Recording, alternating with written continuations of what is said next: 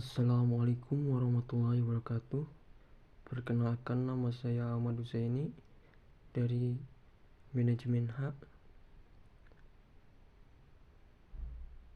Sini saya akan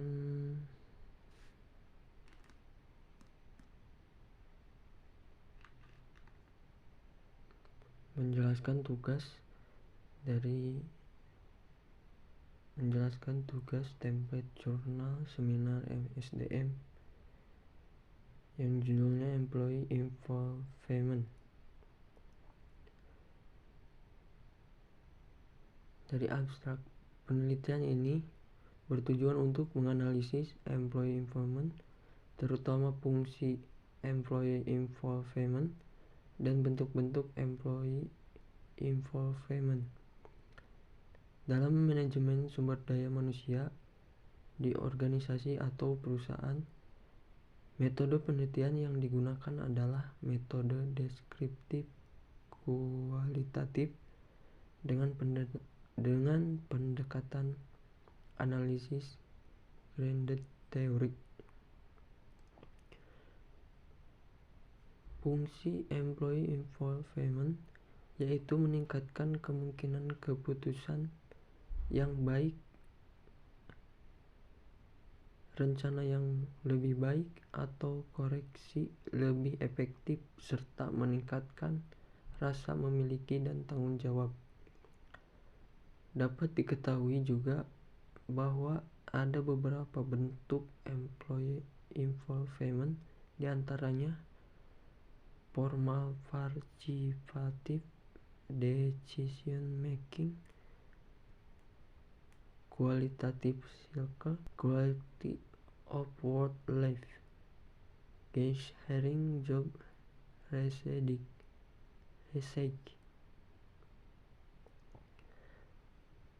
self directed voting, employee ownership, dan representative participation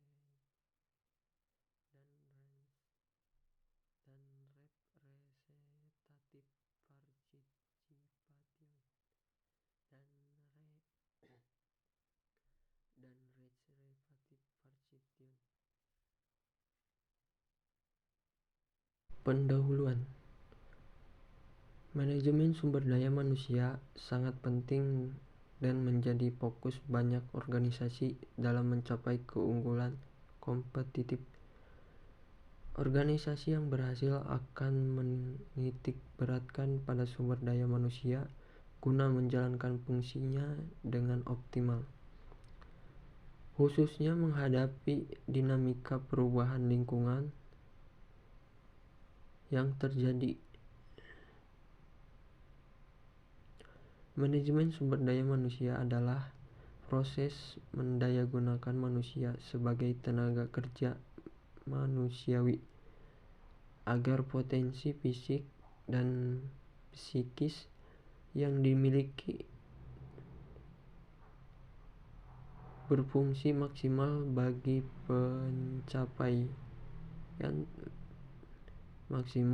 pencapaian tujuan organisasi.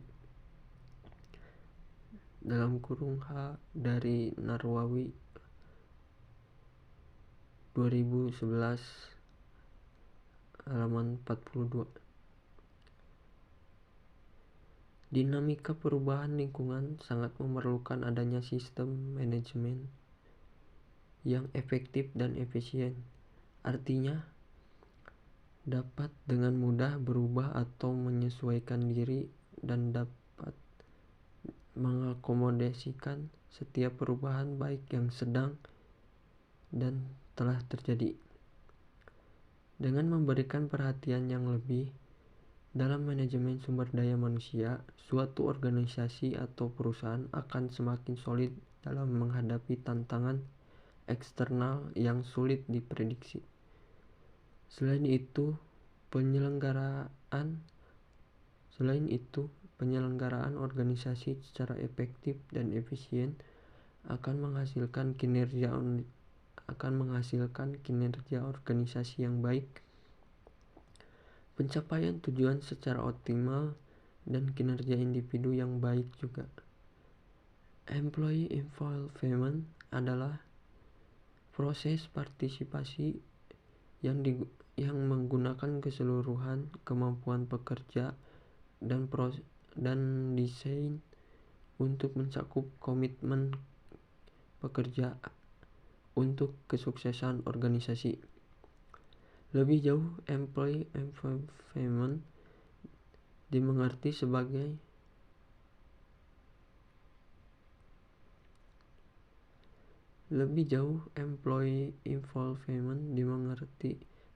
salah satu teknik mendesain pekerja.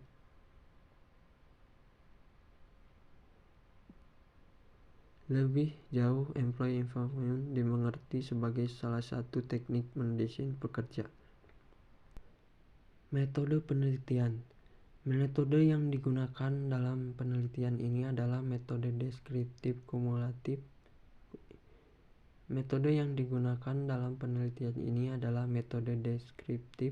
Kualitatif dengan pendekatan analisis grounded theory. Pendekatan grounded theory merupakan metodologi umum analisis terkait dengan pengumpulan data sistematis yang diterapkan dan menggunakan serangkaian metode untuk menghasilkan sebuah teori induktif tentang area substantif. Teknik pengumpulan data dari beberapa teori yang berasal dari beberapa jurnal kemudian disimpulkan oleh penulis. Metode analisis yang digunakan adalah metode kualitatif dokumen studi. Menurut Sugiono 2005 halaman 83, studi dokumen penelitian kualitatif bahkan kredibilitas hasil penelitian kualitatif akan semakin tinggi jika melibatkan atau menggunakan studi dokumen dalam metode penelitian. Teknik pengumpulan data dari beberapa teori yang berasal dari beberapa jurnal kemudian disimpulkan oleh penulis. Hasil dan pembahasan. Fungsi keterlibatan karyawan. Retensi karyawan adalah sebuah proses karyawan di mana suatu tingkatan organisasi dalam mengambil keputusan dan pemecahan masalah. Menurut Hidayati, Thoyib, dan Rofiati, keterlibatan karyawan memiliki dua manfaat. Yang pertama, meningkatkan kemungkinan keputusan yang baik, rencana yang lebih baik, atau koreksi lebih efektif, karena juga berisi pandangan dan pemikiran terkait langsung dengan situasi kerja para pihak. 2. Kepemilikan karyawan juga meningkatkan rasa memiliki dan tanggung jawab untuk keputusan melalui partisipasi orang-orang yang harus melaksanakannya. Lalu ada bentuk-bentuk employee involvement. Menurut Wicaksono, berbagai bentuk employee involvement adalah sebagai berikut. Yang pertama, formal participative decision making. Ada 4 tipe atau gaya pengambilan keputusan: demokratik, autoratik, kolektif, partisipatif, dan konsensus. Terjadi ketika pemimpin menyerahkan kepemilikan dan kontrol sebuah keputusan dan mengizinkan grup untuk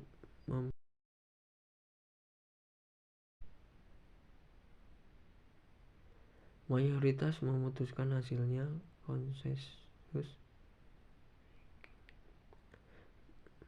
Konsensus decision making terjadi ketika pemimpin menyerahkan keseluruhan kontrol terhadap keputusan Grup secara total terlibat dalam pengambilan keputusan. Pemimpin tidak secara individual bertanggung jawab atas hasil keputusan, tetapi seluruh anggota organisasi atau grup bertanggung jawab atas hasil keputusan. Participate decision making terjadi ketika keseluruhan grup dalam organisasi melakukan keseluruhan proses pengambilan keputusan.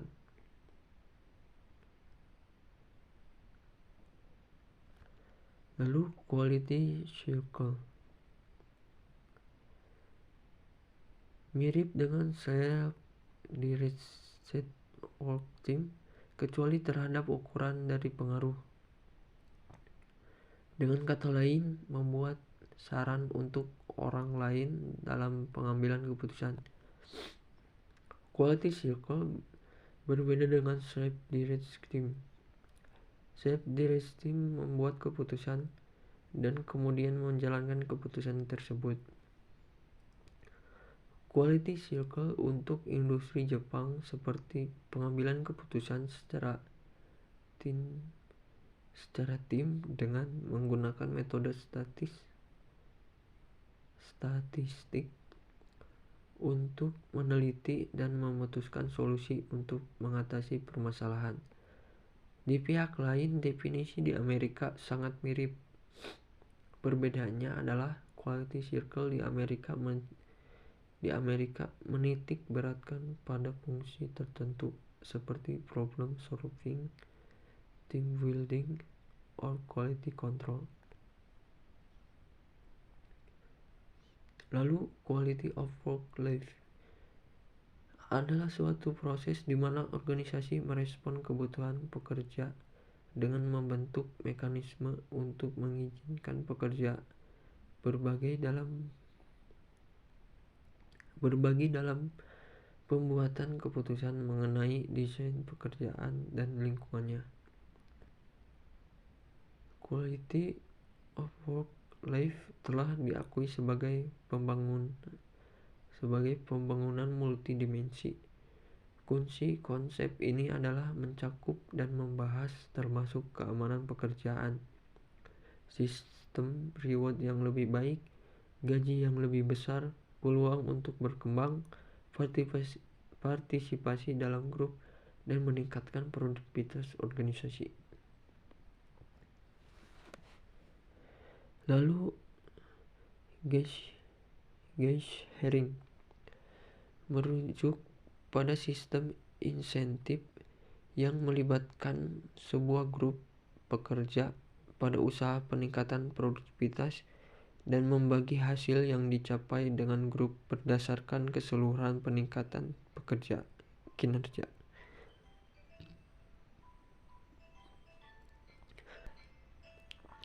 Hasil baik dari profitability dan productivity dapat dibuat melalui penggunaan yang lebih baik atas faktor input seperti pekerja, modal, material, dan energi.